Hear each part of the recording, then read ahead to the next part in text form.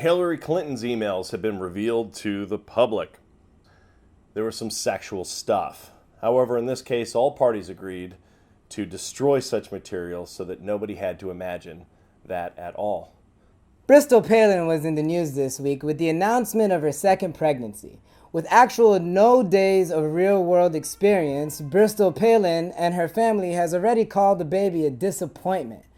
That's right. For conservatives, there's no better way to show that you love unborn fetuses than to call your own a disappointment. Prince has announced that he will no longer be streaming his music on any music streaming service except for Jay-Z's Tidal, which of course is just as relevant as Prince's music, since his last hit, 1999, was released in 1982.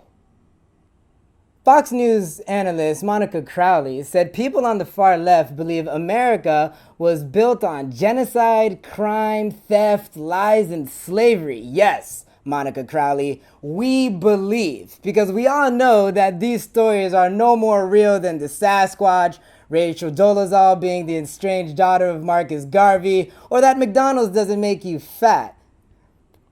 And this week, a compassionate moment in sports, as the British women failed to win and advance in the World Cup because one of Britain's defenders kicked a ball into her own goal to lose with seconds to go in their World Cup match.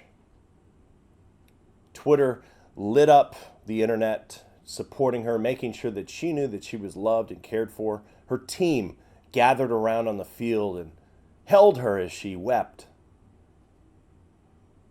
Which leads us to my next segment. You can't have it both ways. That's right. You can't have it both ways. Women in sports.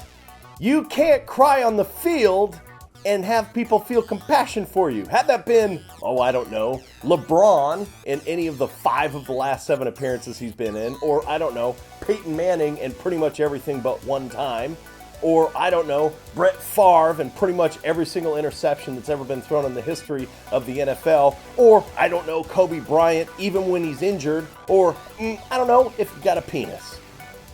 And that concludes our segment of You Can't Have It Both Ways. Making a splash into the Republican presidential race is Chris Christie. And I know when I say splash, it sounds like I'm making a tired old fat joke. But I mean, those high-waisted pants are a fashion statement. Work it, Chris. And in other news this week, in China, after raising puppies for 2 years, a man realized they were in fact bears. When we went to his house to interview him, he introduced us to his kitty cat and his rope collection and his girlfriend. Nice pussy.